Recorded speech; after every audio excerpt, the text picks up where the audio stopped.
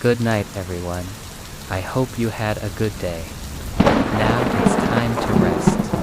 Close your eyes, take a deep breath, and relax. We're here with you for another calm night. Welcome to Stories for Sleep. At first, I thought it was just sleepwalking. Wake up in unfamiliar place, me bathtub, the hallway floor, once even standing outside my building in the rain. I had no memory of walking there, no dream I could recall, only a strange lingering feeling.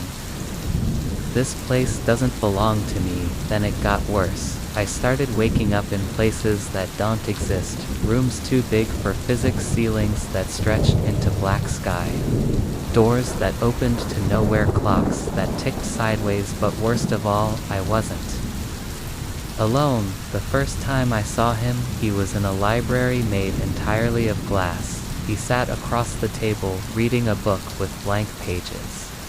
He looked up at me and whispered, "You don't belong here." Before I could reply, the world shattered like real glass falling in slow motion, and I woke up in my bed sweaty, shaking. The ceiling fan hummed like nothing happened, but my pillow smelled like dusty paper.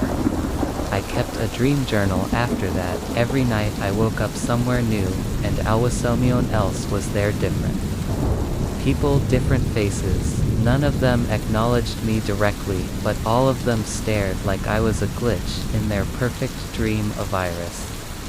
An intruder. I saw a man building a tower made of bones. He wept but never stopped a woman brushing her hair in a mirror that reflected a forest. Instead of her face, children playing with dolls that looked like me. In one dream, a man with no eyes whispered, "You need to wake up, you're not supposed to see this." When I asked what this was, he vanished, only his shoes behind. Soon it wasn't just dreams anymore. Reality began to crack. People I met during the day would say things like, "Didn't I see you last night?" or "You were crying in my dream." Why, even strangers on buses and cafes, their eyes would flicker with recognitions and confusion. I stopped going outside one night. I woke up in a hospital hallway. Fluorescent lights buzzed above me. The sign said, "Memory ward visitors not allowed." There were no doors, just curtains. Behind one curtain, I saw my mother, except she was 10 years younger. Behind another, I saw myself, older, tired, with wires in my arms. I pulled back the last curtain and saw my bedroom empty, just the bed, no me in it, and a note on the nightstand, "You're not the dreamer anymore." I tried not sleeping, stayed awake for 48 hours. But when I finally closed my eyes for a second, I woke up in a burning room. A woman screamed my name. I'd never seen her before. She ran toward me and begged, "Please take it back. I don't want to carry your dreams anymore." I tried to speak, but my mouth was sealed, and when I looked down, my body wasn't mine. A man found me on a park bench the next morning. He said I was muttering things in my sleep in languages that didn't exist. I couldn't remember what I said, but my shoes were wet, and I hadn't been near water in days. Then came the loop for 6 nights in a row. I woke up in the same dream. A long hallway with doors on both sides. Each door had a nameplate, some familiar, most not. Behind each door, a different dream, different dreamer. Some were peaceful, some were nightmares, some were traps, but one door was locked, and it had my name on it. Every night I tried to open it. Every night it stayed shut, until one night it opened by itself inside. I saw myself lying in bed, eyes closed, breathing shallow. Machines beeped beside me, and a nurse whispered, "We've lost him." I tried to scream, to shake myself awake, but my arms went through my own body, like I was smoke, like I was someone else's memory of me. That's when I realized the truth. I died somewhere. Someone I died, and now I was stuck, not in hell, not in heaven, but in the collective dreams of everyone who ever met me. I wasn't haunting them, I was trapped inside them, their unconscious minds. kept me alive, their memories were my prison, and as they forgot me, each door in the hallway disappeared one by one, until only one remains, your door, yes, you. Because you just read this, you just imagined me, and now I wake up in your dreams tonight. Midnight, please. Don't fall asleep. It started with the dream I was standing on a shore at night, a violet sky stretched above me, stars swirling like they were alive. The ocean was black and still too, still not a single wave moved, and she was standing there back to me, long dark hair. Barefoot in the sand, she didn't turn around, she didn't speak, but I knew Samosh was crying. I woke up with the taste of salt in my mouth. My eyes stung, I hadn't cried, but it felt like I had. It was just a dream, I told myself. We all see strangers in our dreams, right? But I had the dream again the next night. Same ocean, same sky, same girl, only this time she whispered, "Don't forget me." I reached out to touch her shoulder and woke up with my hand wet, like I'd dipped it in seawater after the fifth night. I started painting her. I'm not an artist, not really, but I needed to remember her face wet, little of it, I'd seen. The shape of her back, the angle of her neck, the way her feet sank into the sand like she was too heavy with sorrow. I posted the painting anonymously in a dream forum, online caption, "Anyone else seen her?" The first reply came an hour later, just 5 words, "Yes. I've dreamed of her." I clicked on the profile, a girl named Elise, from a city I'd never heard of. We messaged and everything unraveled. She described the exact same dream, down to the stars, moving in the sky, the way the ocean felt like it was watching us. She said she never turned around in the dream because something told her not to. "If I look at you," she said, "one of us won't wake up." We talked every day after that, same dreams every night, more detail each time. The dreams became longer. We started hearing music from the sky, seeing shapes far off in the water, and one night, for the first time, she turned around. Her face was mine, not exactly, but close, as if she were a version of me. If I had lived a different life, she said the same thing at the same moment. I did. We've met before. We decided to meet in real life, halfway between our city's neutral ground, a public cafe. When she walked in, I felt the world tilt, because it was her, exactly like the dream. Same voice, same eyes, but colder, less human. We talked like strangers, but our silences were too heavy. She ordered black tea just like I do. We both knew each other's birthdays. We both had identical scars on the inside of our left wrists. Neither of us remembered how we got them. She leaned in and whispered, "What if we were supposed to stay in the dream?" I laughed, but she didn't. She looked over my shoulder, and her eyes widened. I think it followed us outside the window. The sky was turning violet. People on the street slowed down. Some stopped, completely frozen like statues, and from the horizon black water began rising. Not real water, dream water flowing up the sidewalk, leaking through the cracks of reality. She grabbed my hand. We weren't supposed to meet. The cafe grew silent, the workers vanished, only the two of us remained, and the ticking of a clock that didn't exist. I looked around and realized we were already back in the dream. The moment we touched, the worlds had switched. Now we're trapped. We wake up together every day, but the world is wrong. Gravity bends sideways. Shadows move on their own. Time flows backward. At night, people we meet speak in riddles, and always we return to the ocean, still black, waiting. We've tried waking ourselves, shouting, drowning, jumping from cliffs, but it doesn't work. Because this isn't our dream anymore. It belongs to something else, something ancient watching. Learning. Sometimes we hear whispers. They crossed the boundary, they touched across the veil, now they must remain.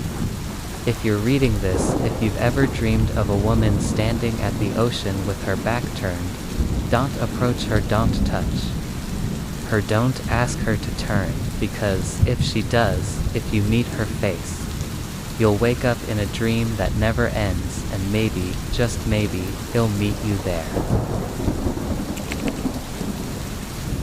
It started 3 weeks ago. The first dream was blurry, like watching an old VHS tape. I was standing in a forest at night. The trees were thin, leafless, like black bones, reaching toward a gray sky.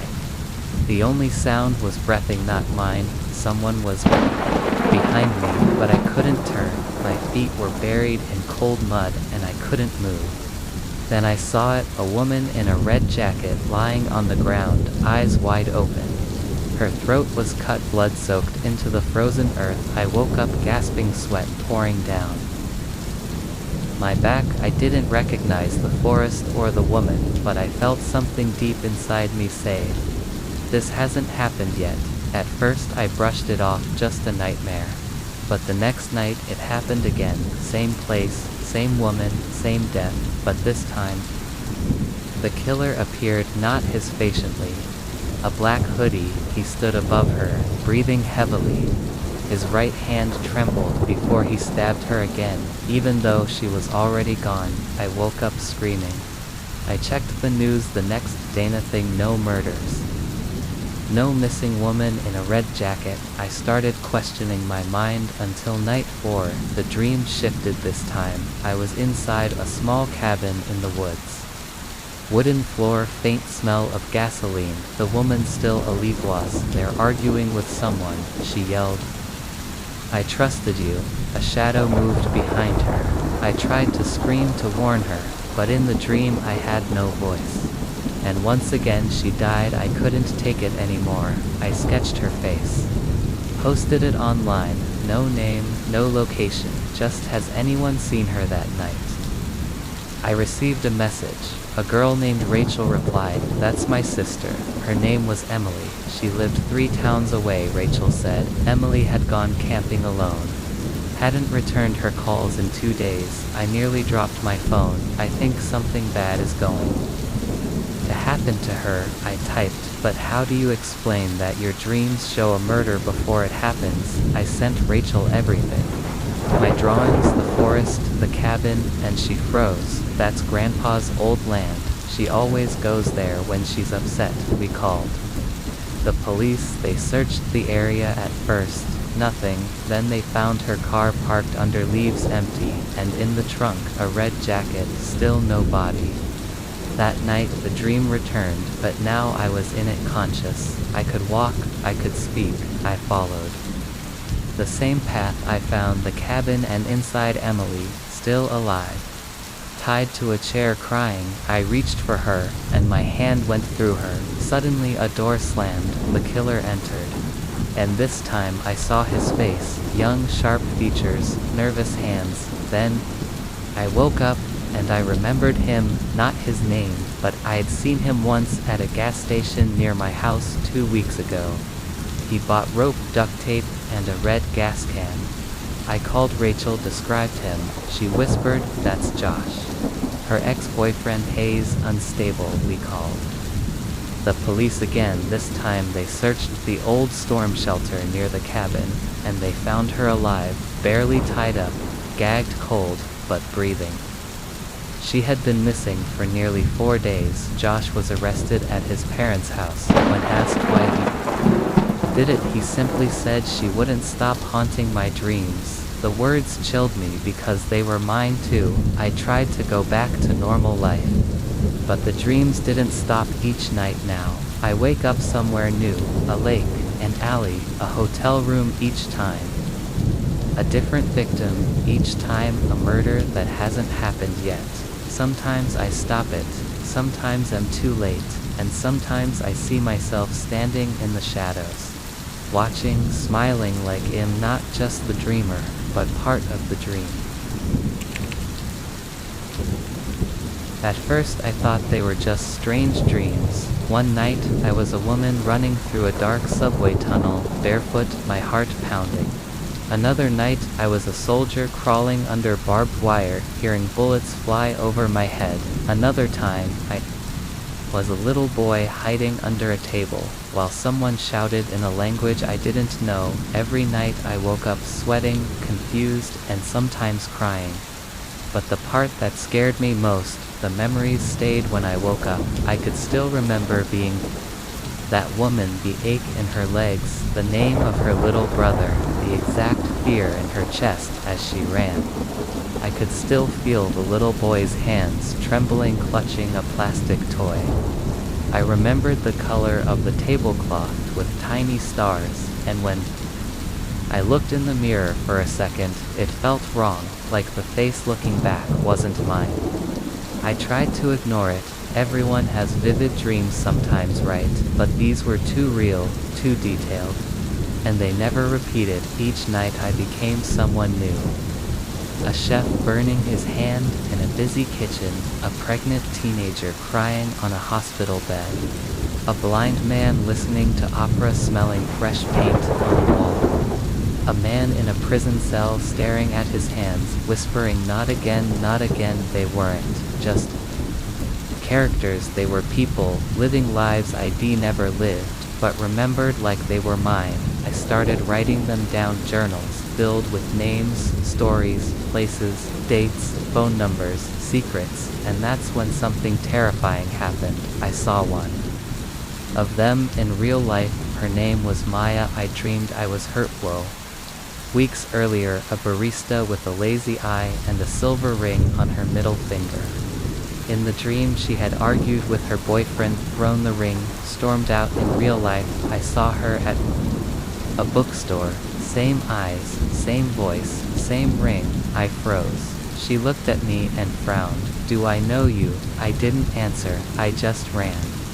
That night, I dreamed of a man drowning. Water filled his lungs, his arms flailed. He whispered, "She's not me," before sinking into blackness. When I woke up, my chest hurt, my hair was wet, my hands smelled like lake water. I started avoiding sleep, coffee, pills, anything to stay awake. But the dreams got stronger. I stopped recognizing myself in the mirror. My memories started shifting. I couldn't remember what age I was, what my favorite color used to be, whether I had ever broken a bone. But I remembered what it felt like to be 57 and bald, to be a mother of 4, to be blind, deaf, addicted, in love, all things I had never lived yet felt in my bones. I visited a therapist. I told her about the dreams. She nodded slowly and asked me, "Who are you now?" I opened my mouth, and I didn't know how to answer. I started dreaming during the day. While awake, flashbacks hit me while driving, shopping, brushing my teeth. I'd blink and see a different life, smell a different room, feel grief for someone I'd never met. Then I started hearing voices, not in my ears, but in my thoughts, whispers. "It's our turn, you promised us time, don't shut us out again." I began to wonder, am I me, or just the latest dream? I stopped writing, stopped going out, taped all the mirrors in my apartment. But it didn't help. One morning, I woke up in someone else's bed. A man I'd never seen before stood at the door. He smiled like he knew me. "You came back," he said. I ran out barefoot back to my apartment, but the key didn't work. The mailbox had a different name. No one had heard of me. I checked my phone. My name was different. Photos showed people I didn't know. And my reflection, it wasn't mine now. I don't sleep, I don't wake, I exist somewhere in between. Every time I close my eyes, I fall into someone else. And every time I wake up, I wonder, am I finally real again, or am I just someone else's dream? It's always the same dream. It starts with me standing at the edge of a quiet road. The sky is cloudy just before rain. There's a single street lamp glowing dim yellow. A small white house sits across the road plain. Nothing special. A warm breeze brushes my face and I feel calm still, but I never make it to the door. Something always stops me. And whatever happens next is always different, but always tragic. I've had the dream 30 times now, and I remember every ending because they all hurt. Dream 1A speeding car hits me. As I cross the street, I fly through the air. And the last thing I see is the house glowing softly in the dark dream too. I reach the door, knock. A child answers, eyes wide with fear. He screams, "You brought it with you." The door slams, the house burns with me still outside dream 3. I walk in, no one's there, but all the clocks inside count backward, then they stop, and buried in complete silence, each night a new version, same setting, same house. Same calm beginning, different pain, a gas explosion, a gunshot through the window falling into the floor, a man with no face welcoming me, inside being trapped in a mirror. Sinking into the wooden stairs, one time I opened the fridge and found my own body inside. I started writing them down, marking each dream with a number and a title. The notebook now has 30 pages. And I'm terrified of page 31 because the dreams are getting longer, more real, the pain stays with me after. I wake up, bruises, burn marks one time, a cracked nail. I even woke up once choking on smoke, but my apartment was clean. I tried sleeping in different positions. I tried staying awake. I tried therapy. Nothing helps. The dream always finds me. Dream 17 was the worst. I finally made it inside the house. The living room was empty, but there was a mirror in it. I didn't see myself. I saw all the other versions of me. The ones who had died in every previous dream. They stared, bloody, burnt, drowned, broken. And they whispered in unison, "You're next." The therapist didn't believe me. She said I was having repetitive, lucid nightmares with projection. She gave me medication. I took it that night. I had 3 endings in one sleep.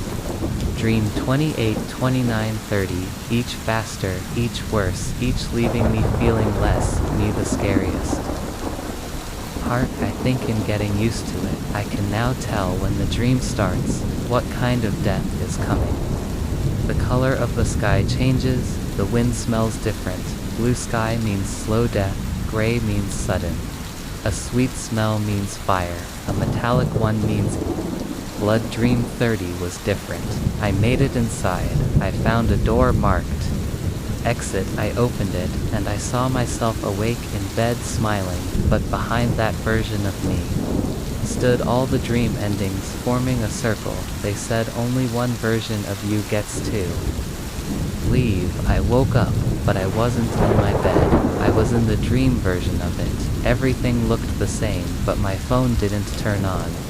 The mirror didn't reflect, and outside the window, the White House was across the street. I don't know if I ever truly wake up now. Sometimes I think I'm back. Sometimes I hear the street lamp buzzing, and sometimes the number 31 appears on my walls, faint, written in fog. It hasn't happened yet, but it's coming, and I know one thing for sure.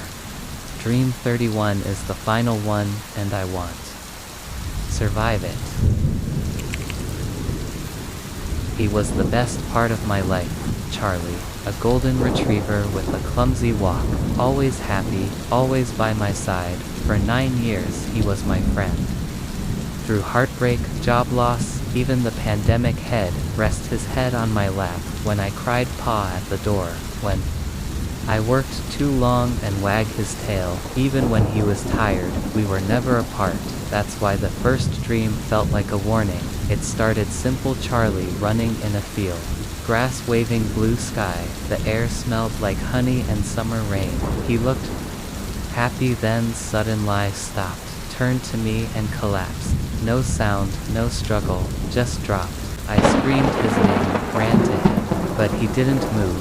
I knelt beside him, sobbing, as the field around us turned gray, like the world was dying with him. I woke up gasping. It was 3:13 a.m. Charlie was still at the foot of my bed, sleeping soundly. I tried to shake it off. Just a nightmare. We all have dreams that feel too real sometimes, right? But the dream came again. Same field, same collapse, same time, 3:13 a.m. Every night, and each morning, Charlie looked weaker, slower, his eyes a little dimmer. The vet said he was fine. Old age, maybe, she said. Nothing serious, but I knew something wasn't right. One night the dream changed. This time, I wasn't in the field. I was in a room full of mirrors, each one showing a different version of Charlie's death. In one he drowned, in another he was hit by a car. In the third he was taken by something with no face, dragging him into a pit. I screamed, but my voice made no sound. The mirrors shattered, and I woke up with a nosebleed. Charlie stopped eating after that. He wouldn't come when I called. Head sit at the front door, staring at nothing. Growling low, as if he could see something I couldn't, he started avoiding mirrors. And his reflection when I caught it was wrong. His mouth would move when he wasn't barking. His eyes would follow me, even after I left the room. Then came the worst night. I didn't dream of the field, I dreamed of my bedroom, but it wasn't mine. The walls were darker, the furniture older, the bed had chains hanging from the posts. And Charlie wasn't there, only a black collar sitting in the center of the bed with blood on it. I woke up screaming. Ran to the living room. Charlie was gone. I searched the whole house, found him in the backyard, lying still, lifeless, eyes open, paw outstretched toward the door. The vet said it was a heart failure. Sudden, unpredictable, but I didn't believe her, because taped to my front door was a photo, a Polaroid of me holding Charlie in the dream field. But I never took that photo, I never owned that camera. I buried him in the garden, planted flowers, tried to move on. But the dreams haven't stopped now. I see Charlie in mirrors, his reflection blinks when he isn't. There I hear his footsteps at night, his toy moves across the floor by itself. And every night at 3:13 a.m., my phone buzzes with a reminder I didn't set. Run to him, haze waiting. Sometimes I almost listen. But the last dream warned me. I stood at the edge of the dream field again, only this time it wasn't grass. It was ash. Charlie stood in the middle, tail wagging. But when I stepped toward him, hands pulled him back into the earth. He didn't bark, he didn't cry. He just looked at me with one final message in his eyes: if you come, you won't leave. So I stay awake now every night, waiting, watching the door, because I know one night Charlie won't wait for me in the dream. He'll come through it, and he won't come alone. It began with a bruise, small, just above my elbow, round, dark, tender. I didn't remember bumping into anything, didn't fall, didn't lift anything heavy. But I shrugged it off. People bruise without knowing sometimes. Right that night I had a strange dream. I was running through a forest, barefoot, cold branches slapping against my arms. Something chased me. I never saw, I dimly heard it. Heavy footsteps, breathing a low growl. It was almost human, but not quite. I tripped, landed hard on my side, felt a sharp sting on my elbow. I woke up sweating, and the bruise it had grown. The next night, another dream. I was in a stairwell, this time dark, echoing with the sound of dripping water. Something pulled me down the steps by my leg. I kicked, fought, my knee hit the iron railing. When I woke up, my knee was swollen and red, a scrappy exactly where it hit in the dream. That's when I got scared. I set up my phone to record myself sleeping. The footage showed me tossing and turning, mumbling, jerking awake, but nothing strange, until 3:12 a.m. At that exact time, my body arched off the bed, arms stiff, back bent.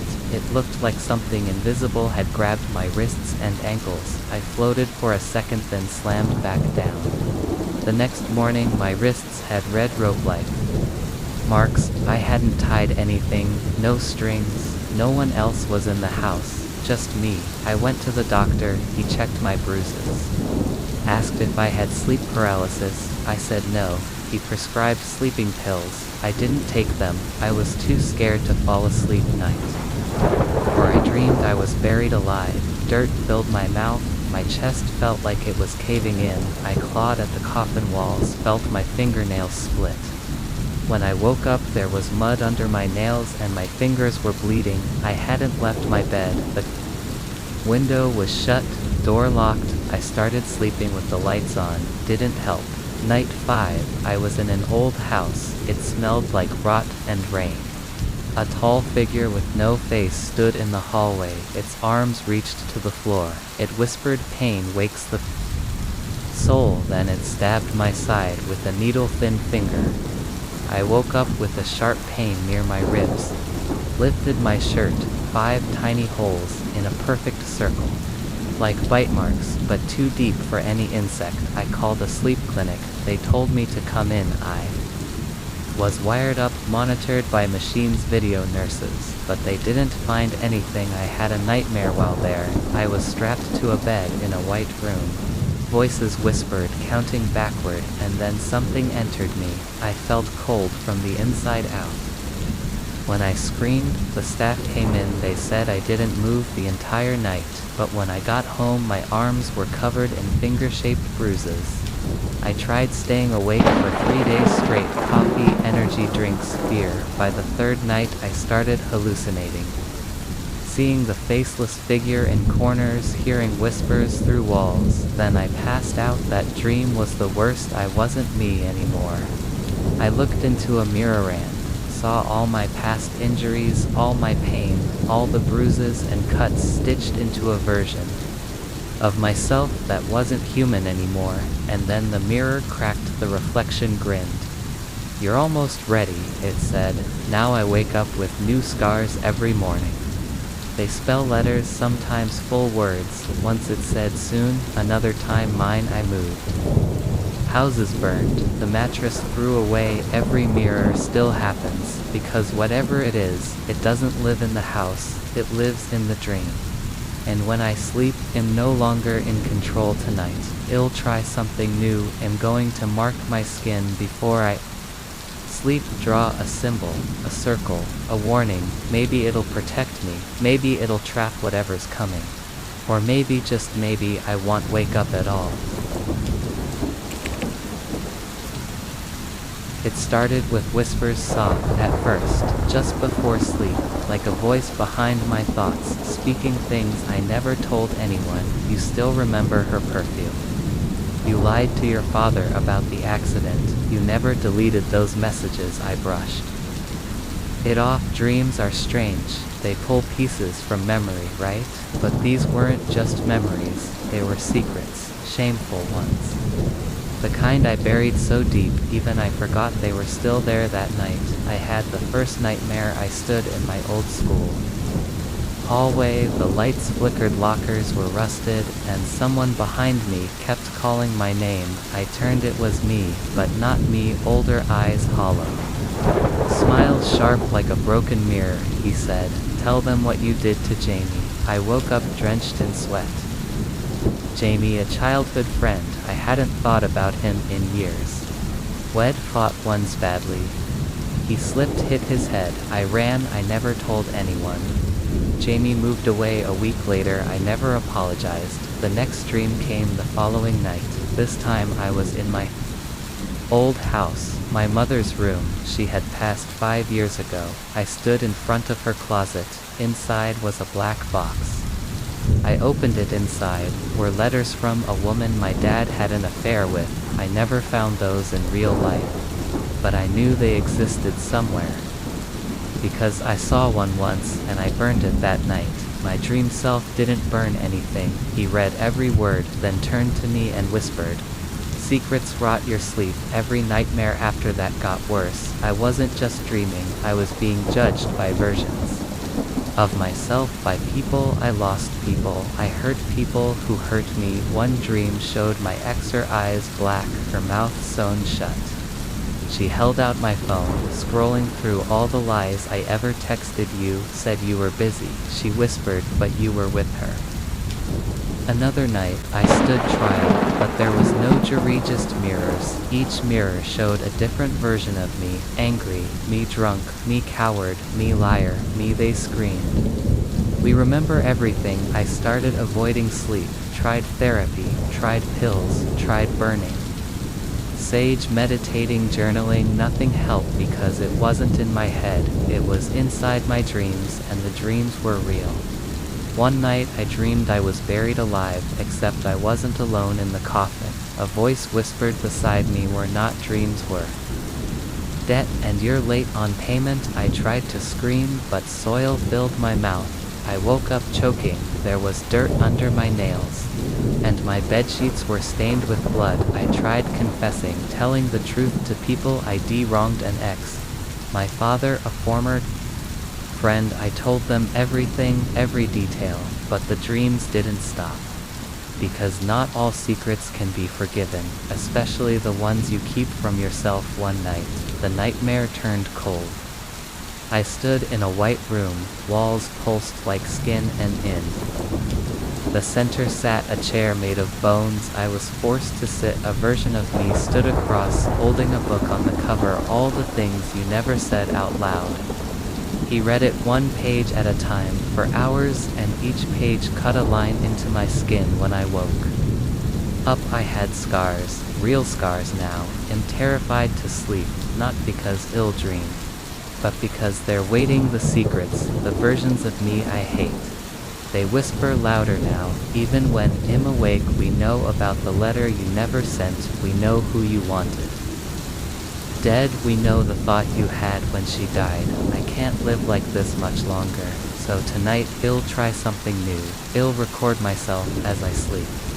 Face the dream hidden, let it read me one last time, because if there's anything left in me to fear, it's probably already dreaming of me too. The first time it happened, I didn't think much of it. It was just a dream. I was walking through an endless garden, roses, lavender, tall grass, waving like water. The air was warm, like early summer. Birds chirped softly. Everything felt perfect, too perfect. Then I saw him, a man sitting on a bench under a twisted tree.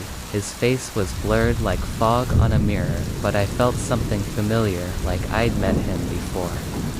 He looked up as I passed and calmly said, "Don't wake up." I laughed when I told my roommate. The next morning, creepy dream guy wants me to stay asleep forever, ha. We joked about it until it happened again and again. Every night I returned to that garden. Every time he was there waiting, same bench, same tree, and every time he said it, "Don't wake up." The fourth night, he added something new. "You want like what's waiting out there." I stopped laughing. The dreams started getting longer, more detailed. I could smell the dirt, feel the wind in my hair, taste the fruit on the trees. It felt better than real life. My headaches were gone, my stress disappeared, my breathing was easier, my chest felt lighter, and I started hating mornings. By the seventh night, I begged myself to stay asleep, because the waking world felt dull, empty, cold, but the garden, it felt like home. The man never gave me his name, but we talked now. He told me stories about the sky, the stars, about a place beyond the trees. He said I could live here forever, all I had to do was listen. Don't wake up. One morning, I opened my eyes and couldn't move. Sleep paralysis, but I wasn't alone. At the edge of my bed was him, not a dream version, the man from the garden. Now standing in my real room, face still blurry, but voice clear as glass. "You came back." Why? My chest tightened. My throat couldn't scream. Then I blinked, and he was gone, but the scent of roses remained. I stopped sleeping after that for days without rest. Hallucinations, nausea, crying spells. I saw him in reflections, heard his voice behind static, dreamt even. When I was awake, he whispered, "You're drifting too far. Stay with me." On the fifth day, I collapsed. The doctors said I fell into a coma. They kept my body alive, but my mind, it went back to the garden. Everything there was brighter now. The sun never set. The wind hummed softly like music, and he was waiting, arms open, welcome home. I didn't want to leave. Why would I? No pain, no grief, no fear, only calm, only him. But my family didn't give up. They played my favorite songs, read my favorite books aloud. begged me to come back. Their voices came through the dream, like thunder far away, and every time he looked sad, "Don't listen," he said. "They don't need you like I do." I started to forget their names, forget my room, my job, even my face. I began to believe him. Then one night, something changed. The garden shook, the sky turned black, lightning struck the tree, and he screamed, "They're pulling you back, are you in?" I didn't run, I stood still, let the darkness swallow me. I woke up in the hospital, tubes in my arms. My mother crying, but I wasn't relieved. I was furious, they stole me from him. I tried going back to sleep, but the garden was gone, only gray fog now, empty, silent. Until last night I saw him again, not in the dream, but in real life, at the end of the hallway in the mirror. He smiled and said, "You came back once, next time don't wake up at all." Most people fear what waits in their dreams. Nightmares, monsters, darkness. Not me. For me, sleep is the only place where I'm not being hunted. It started 3 months ago. A strange coldness followed me around. I thought I was just getting sick, but no. Fever, no flu, just a chill I couldn't shake. Then came the noise. It was like something scraping on wood. Not loud, but always there, behind walls, under the floorboards, even in my closet. Every time I turned, it stopped. The first time I saw it, I was brushing my teeth. I bent down to rinse my mouth, and in the mirror, I saw a tall shadow behind me, black, thin arms too long. Head tilted like it didn't understand how to hold itself up. I turned around, nothing but the reflection still showed it standing there. Staring, I screamed. The mirror shattered. And the cold got worse. I couldn't sleep that night, and that's when I realized something strange. Whenever I did fall asleep, even for a moment, the cold disappeared, the air turned warm, the world became silent. And I felt peace, real peace. In my dream I walked along a riverbank. No monsters, no fear, just calm. When I woke up, I cried. Because waking up meant going back to the cold, and to it, it didn't speak, it didn't attack me, it just followed wherever I went. Shadows stretched toward me, lights flickered, doors opened on their own, and every time I blinked it got closer. I saw a therapist. She said I was dealing with trauma or anxiety. She gave me meds, journals, breathing techniques. None of it helped because this wasn't in my head. I wasn't imagining it. One night I stayed up too late. The lights went out, my phone died, and I heard breathing behind me. Not my own. It was deep, hungry, tired. I froze. Then a voice, low, croaky, "Stay awake. Longer," like it wanted me, tired, weaker, easier. That night, I forced myself to sleep early, and the dream was beautiful. I was at a cabin in the woods, a warm fire, rain outside, and no sign of the shadow. I slept for 14 hours, best sleep of my life. Then I had an idea. If the dream world is safe, why not stay there?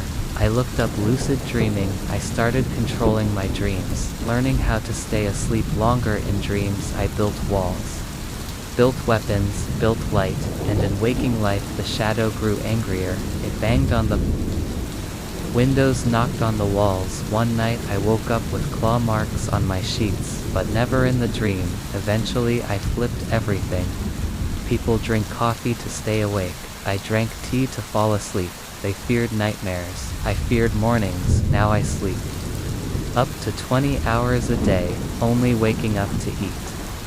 Barely. I see no friends, no work, no family, because outside the dream the world is breaking. My body is getting weaker, but in sleep I'm strong, in control, safe. But there's one problem. The last time I dreamed, I saw a door, a black one, standing alone in the forest. I avoided it, but last night it opened, and the shadow stepped into my dream. It stared at me and smiled. "You can't hide forever now." I don't know what's worse, waking up to be hunted or falling asleep to be found, because if I'm not safe awake and not safe asleep, where do I go next?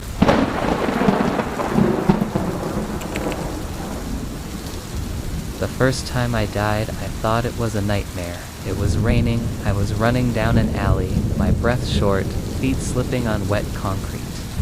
Something was behind me, I never saw it clearly. I turned the corner, and there it was, a figure in black. No face, no voice, just a long blade. I felt the cut across my chest, warm blood, cold rain, darkness. I woke up, choking, heart racing. Shirt soaked in sweat, but I was alive, just a dream, or so I thought. Night 2, same rain, same alley, same feeling. I ran. Harder this time, took a different turn, climbed a fire escape. For a moment I thought I escaped, but when I reached the rooftop, the figure was already there waiting. The blade sank into my stomach, pain so sharp I couldn't scream. I gasped, awake again. Same time, 3:03 a.m., same pain, same smell of rain in my room.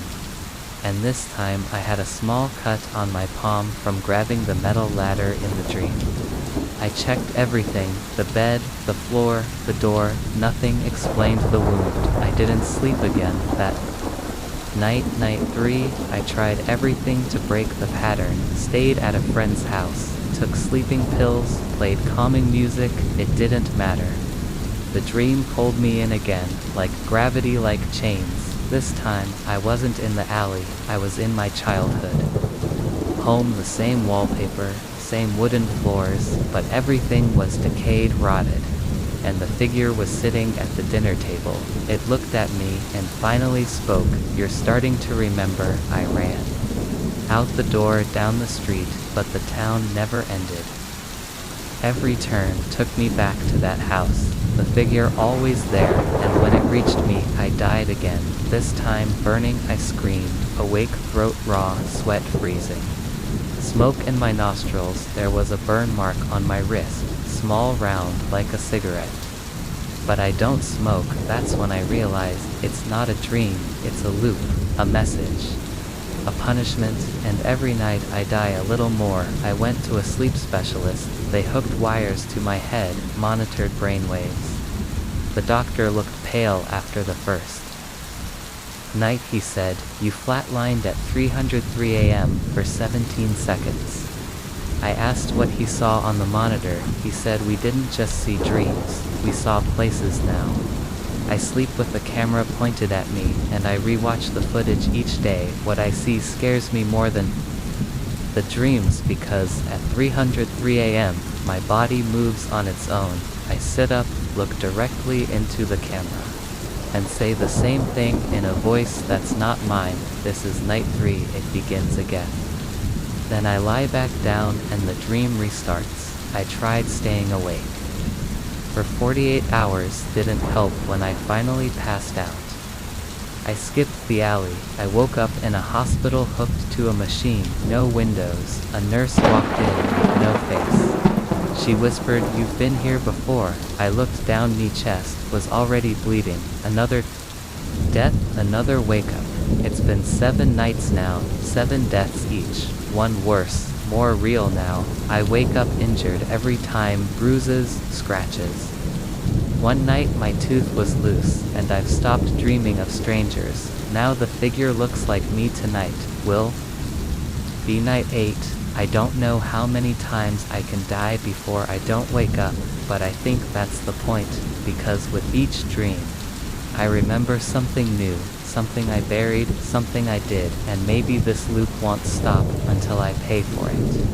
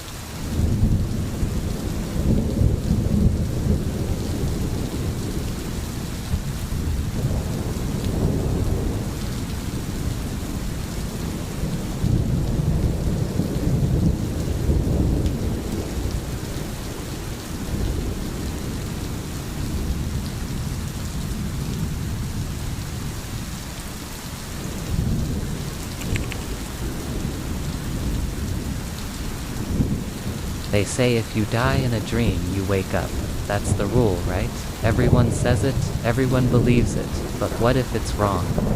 What if you can die in a dream, and your mind just doesn't know what to do next? It was a Tuesday night rain, tapping the windows. I fell asleep around midnight, just like always. I dreamed I was walking through an empty city, no cars, no people, just wind echoing between buildings.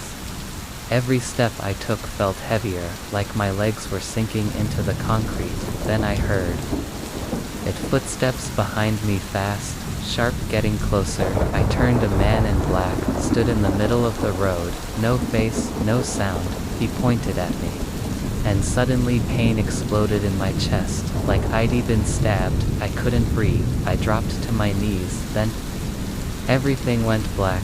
I didn't wake up, not right away. I stayed in that blackness, floating. No sound, no feeling, no sense of time, but I was aware. Like I was trapped inside death itself. When I finally woke up, it was 3:17 a.m., but I always check the clock before bed, and I knew for sure I fell asleep at 12:50 a.m. The dream started fast, and I died around 307. That meant I was dead in my dream for 10 minutes, not waking, not breathing, not existing. I told myself it was just sleep paralysis, a long nightmare. No big deal until the next night. I had a new dream, same empty city, but now the windows of every building were covered in black cloth, like someone didn't want anyone to look in or out. I saw my reflection in a puddle. My face was wrong, gray, lifeless. Eyes black behind me in the reflection, the same man in black. I turned, wasn't there, but I looked again at the puddle, and he whispered, "You were dead, you just came back." I woke up gasping, chest tight, numb fingers. I checked my phone again, 3:17 a.m. Same time. The third night, I wore a smartwatch to track my sleep. It records heart rate, breathing, REM cycles. I told myself this would prove it was just in my head, but when I checked the data in the morning, flatline 10 full minutes at exactly 307. 3:17 a.m., my heart stopped. No movement, no breath, nothing. Then it just restarted. No medical reason, no alarm triggered. I went to a doctor, showed him the sleep data. He said it was a device malfunction, that I probably rolled over wrong, but his eyes looked unsure. He ran blood tests, brain scans, all normal, but I didn't feel normal. I felt colder, like part of me was left behind that night. Somewhere in that black void. Each night, my dreams pull me back to that same city. Each night, I die a new way. Falling off a building, hit by a train, dragged underwater. Each time 10 minutes of nothing before I return. But last night something changed. After I died, I heard voices in the void, soft at first, then louder, chanting, "Hayes not supposed to be here, he keeps waking up." Close the door, and I saw them, shadows, dozens of them watching me from all sides. Then one reached for me and said, "One more death and you stay." I shot up in bed, panting, crying, and my smartwatch, it said I flatlined for 11 minutes. Not 10, so I'm writing this now before I sleep again. If I don't wake up, if I cross that limit, then I guess they win, and I won't be coming back. Because maybe the old rule was wrong. Maybe if you die in your dream, you do wake up, but only the first few times. After that, you stay.